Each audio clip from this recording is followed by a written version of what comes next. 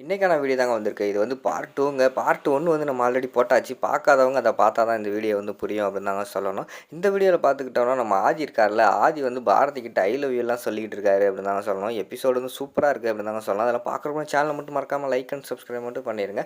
First எடுத்தோனே ஆதி, பாரதி 2 பேரும் பேசிக்கிட்டு இருக்க மாரி தான் காட்டிக்கிட்டு இருக்காங்க. பாரதி வந்து சொல்றாங்க, "எதுக்கு என்னை இப்படி டார்ச்சர் பண்ணிட்டு இருக்கீங்க? பேசாம என்னைய விட்டு போங்க" அப்படிங்கிற மாரி சொல்றாங்க.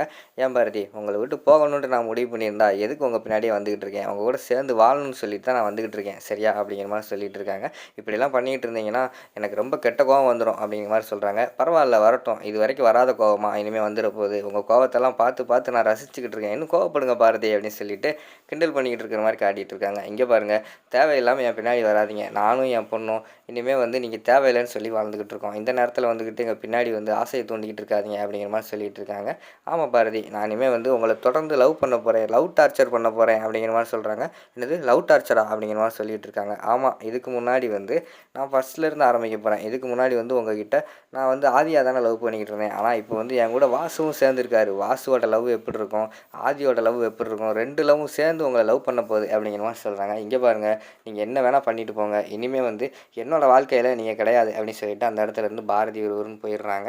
அடுத்து உள்ள பார்த்தா நம்ம ஆண்டாள் இருக்காங்கல்ல, ஆண்டாள் வந்து டேபிள்ல ஒரு எண்ணெய் பாட்டில வச்சுட்டு காலை அந்த டேபிள் மேல வச்சுட்டு உட்காந்துருக்காங்க. உள்ள வந்து அழகர் வராரு.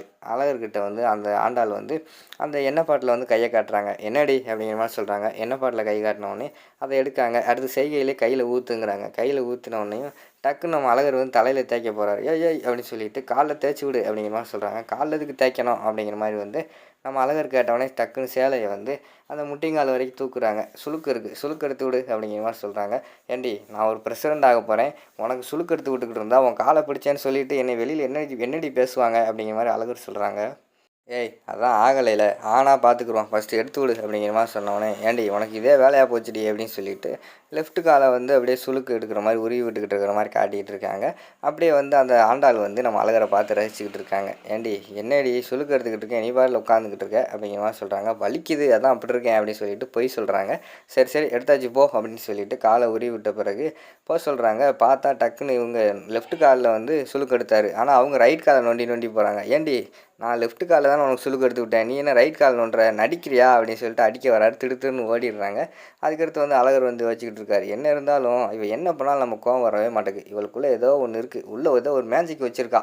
நம்ம என்ன பண்ணாலும் இவ அப்படியே நம்மள கட்டி போட்டுறாளே அப்படின்னு சொல்லிட்டு அவர் ஒரு பக்கம் யோசிச்சு வெட்கப்பட்டுக்கிட்டு இருக்கிற மாரி காட்டிட்டு இருக்காங்க. அடுத்த சீன்ல பார்த்துக்கிட்டோம்னா, நம்ம இவர் இருக்கார்ல, நம்ம தர்மலிங்கம் அவர் வந்து சோஃபால உட்காந்துருக்கிற மாரி காட்டிட்டு இருக்காங்க. அப்போ 2 பேர் வராங்க. "ஐயா" அப்படின்னு சொல்லிட்டு உள்ள வராங்க. "வாங்கய்யா வாங்க" அப்படிங்கிற மாரி கூப்பிடுறாங்க. உடனே, "இல்லையா, நான் வந்து சின்னையாவ பார்க்க வந்தேன்" அப்படிங்கிற மாரி சொல்றாங்க. "என்னது, அவன பார்க்க வந்தியா? எனக்கு பெரிய அவமானமா இருக்கு" அப்படின்னு சொல்லிட்டு அவர் அந்த இடத்துல கோவப்பட்டு உட்காந்துருக்கிற மாரி காட்டிட்டு இருக்காங்க. அடுத்து 2 பேர் வராங்க. 2 பேர் வந்தோடனே, "ஐயா" அப்படிங்கிற மாரி சொல்றாங்க. "என்னய்யா, சின்னையாவ பார்க்கணுமா?" அப்படிங்கிற மாரி கேட்காங்க. "ஐயா, உங்கள தான் பார்க்க வந்தோம்" அப்படிங்கிற மாரி சொன்னோனே, வாங்கய்யா வாங்கய்யான்னு சொல்லிட்டு உள்ள கூப்பிடுறாங்க. "என்னய்யா, என்ன விஷயம்? விஷயத்த சொல்லுங்க" அப்படிங்கிற மாரி கேட்டோடனே, "இல்லையா, நாங்கள் வந்து சங்கர் அனுப்பிவிட்டு வாரோம்" அப்படிங்கிற மாதிரி சொன்னோடனே, "யார் அந்த பொட்டை பையன் சங்கரா? அவன் எதிர்த்து நின்று ஜெயிக்க முடியாமல் என்கிட்ட தோத்துருவோன்னு பயந்துக்கிட்டு என் மருமகனே தூண்டி விட்டு எனக்கு எனக்கு எதுக்க எனக்கு எதிராக வந்து நிற்க வச்சுக்கிட்டு இருக்கானா?" அப்படிங்கிற மாதிரி சொல்கிறாங்க. "ஐயா, அதை பற்றி தான் ஐயா பேச வந்தோம். அவர் வந்து என்னை எதிர்த்து நின்று தோற்றுருந்தா கூட உங்களுக்கு பெரிய பிரச்சனை வந்திருக்காது. ஆனால் உங்கள் மருமகன்கிட்டயே நீங்கள் தோத்துட்டிங்கன்னா உங்களை ஊருக்குள்ளே ஒரு பையன் கூட சீண்ட மாட்டான், மதிக்க மாட்டான். அதனால் நீங்களே வாபஸ் வாங்கிடுறது வந்து நல்லது" அப்படின்னு வந்து எங்கள் ஐயா சொல்ல சொன்னார் அப்படிங்கிற மாதிரி சொல்கிறாங்க. "யோவ், போய் உங்கள் ஐயா கிட்ட சொல்லு. அதெல்லாம் என்னை இந்த ஏரியாவில் தோற்கடிக்க யாராலையும் முடியாது. சரியா? ஒழுங்கா அந்த இடத்த விட்டு கிளம்பிடுங்க. இல்லைன்னா உங்களுக்கு ஒரு கையும் ஒரு காலும் இருக்காது. அதை பார்த்துட்டு உங்கள் ஐயாவே கை கால் இல்லாமல் அலைய போகிறார். இந்த இடத்த விட்டு கிளம்புங்கடா" அப்படின்னு சொல்லிட்டு விரட்டி விட்டுறாங்க. அவங்க பயந்து போய் ஓடிடுறாங்க. உடனே மேலேருந்து அழகர் வராரு. "என்ன அங்கே சத்தம்?" அப்படின்னு சொல்லிட்டு வராரு. "இந்த வந்துட்டான்ல, இவனால தான் இந்த வீட்டுக்குள்ளே வந்து எக்கச்சக்க பிரச்சனை நடந்துக்கிட்டு இருக்கு. ஏன்டா உன் சும்மா இருக்க மாட்டியாடா? ஏன்டா இந்த வீட்டில் வந்து ஏன் தாலியாக இருக்க?" அப்படிங்கிற மாதிரி சொல்லிட்டு இருக்காங்க. "ஏங்க, நான் ஒன்றும் சும்மா இல்லை. உங்கள் பொண்ணை கல்யாணம் பண்ணிட்டு தான் இந்த வீட்டில் இருக்கேன். தேவையில்லாமல் ஒன்றும் கிடையாது" அப்படிங்கிற மாதிரி சொல்லிட்டு இருக்காங்க. "ஏன்டா, அவங்க வீட்டில் இருந்தால் எனக்கு எதுக்கே நீ வந்து நிற்பியாடா?" அப்படிங்கிற மாதிரி சொல்கிறாங்க. "ஏங்க, உங்களுக்கு எதுக்கு நிற்கக்கூடாதுன்னு எதுவும் சட்டம் இருக்கா?" அப்படிங்கிற மாதிரி சொல்கிறாங்க. "அப்படியெல்லாம் கிடையாது. நீ எனக்கு எதுக்கு நின்று தோற்று போகிற?" அப்படிங்கிற மாதிரி வந்து தர்மலிங்கம் சொல்கிறாங்க.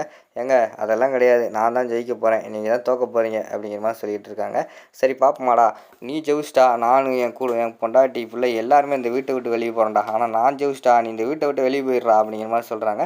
"சரிங்க, நான் வெளியில் போயிடுறேன்" அப்படிங்கிற மாதிரி சொல்லிகிட்டு இருக்காங்க. அதெல்லாம் கேட்டுக்கிட்டு இருந்த ஆண்டாள் விறுவிறுன்னு வந்து, "ஏய், போய் ஒழுங்காக வந்து வாபஸ் வாங்கிட்டு வா" அப்படிங்கிற மாதிரி அழகர்கிட்ட சொல்கிறாங்க. "நான் எதுக்குடி வாபஸ் வாங்கணும்? என்னோட வாழ்க்கையவே கெடுக்க பார்க்குறியா, என்னோடய ஃப்யூச்சர் கெடுக்க பார்க்குறியா, அதெல்லாம் வாபஸ் வாங்க முடியாது அப்படிங்கிற மாதிரி அழகர் சொல்கிறாரு. இங்கே பாரு, நீ சப்போஸ் நீ வந்து இந்த இதில் தோத்துட்டேனா நானும் எங்கள் அப்பா கூடவே வெளியில் போயிடுவேன்டா, நீ ஜெயிச்சிரு நான் அவன் கூட சேர்ந்து வாழ்கிறேன்டா அப்படின்னு சொல்லி சவால் விடுற மாதிரி காட்டிகிட்டு இருக்காங்க. இதெல்லாம் வந்து பாரதி வந்து பார்த்துடுறாங்க. பார்த்துட்டு விறுவிறுன்னு வந்து பாரதி நேரம் வந்து ஆதிக்கிட்ட போகிறாங்க. ஆதிக்கிட்ட வந்து தமிழ் இருக்காங்க, உங்ககிட்ட கொஞ்சம் தனியாக பேசணும் அப்படிங்கிற மாதிரி சொல்கிறாங்க.